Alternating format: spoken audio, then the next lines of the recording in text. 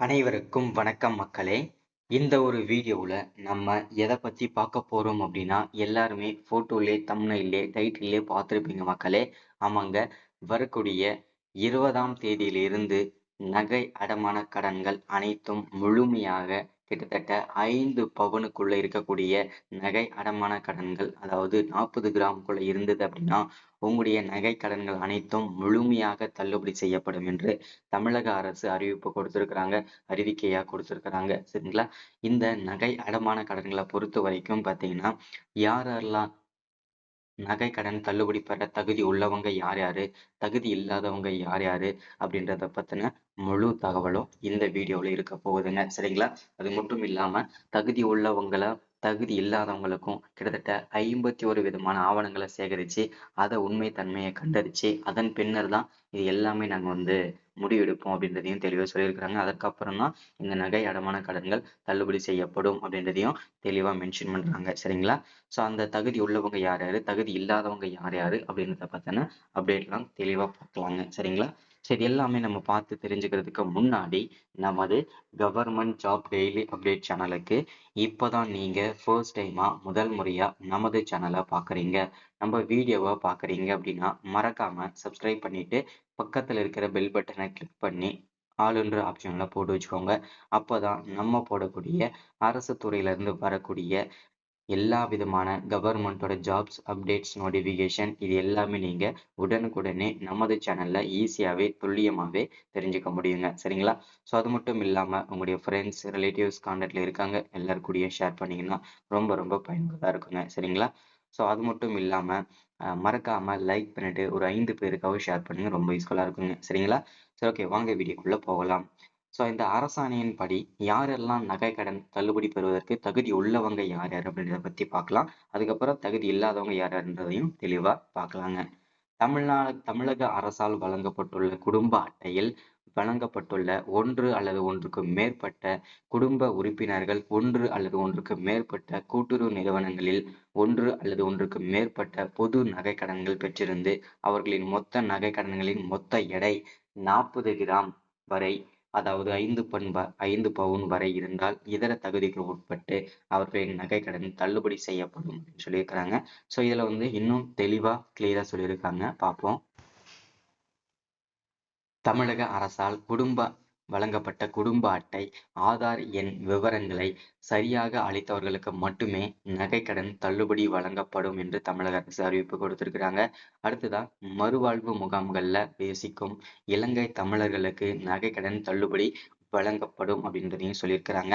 அடுத்ததா, தமிழக அரசின் குடும்ப ஓய்வூதியதாரர்களுக்கு நகைக்கடன் தள்ளுபடி பெற தகுதியானவங்க அப்படின்னு சொல்லியிருக்கிறாங்க, அவங்களுக்கும் தள்ளுபடி உண்டு.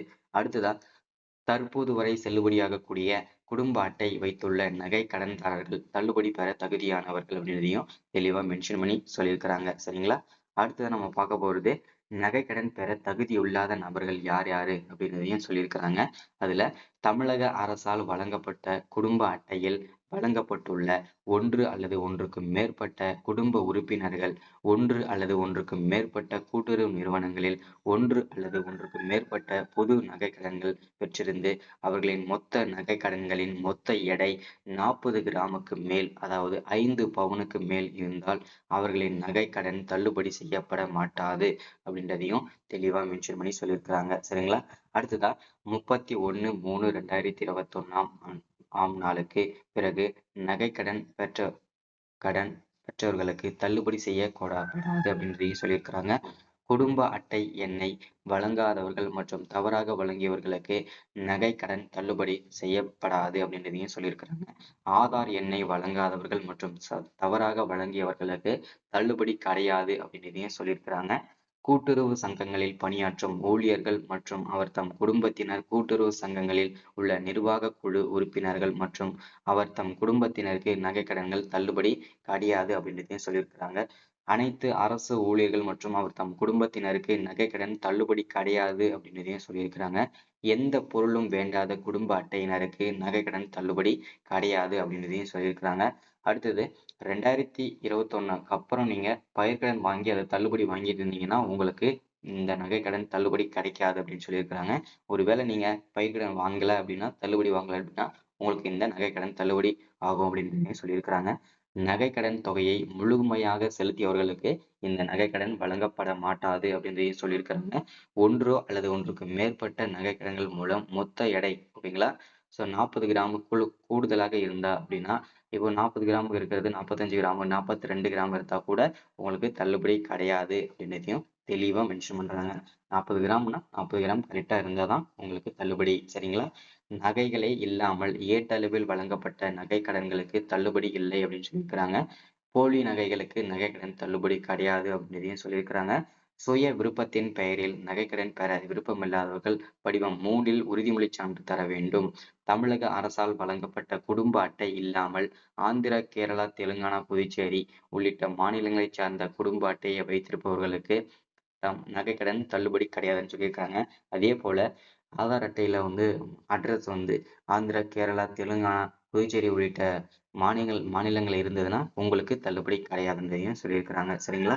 ஸோ இன்னைக்கான அப்டேட் இதுதான். ஸோ யார் யார் நகைக்கடன் பெற தகுதி உள்ளவங்க யாரு, அதாவது தள்ளுபடி பெற தகுதி உள்ளவங்க யாரு, தகுதி இல்லாதவங்க யார் யாருன்னு பார்த்து வச்சு இது எப்போ செயல்படுத்த போறாங்க அப்படின்னா வரக்கூடிய செப்டம்பர் மாதத்தில் முதல் வாரத்திலிருந்து இந்த அமலுக்கு வரப்போகுதுங்க.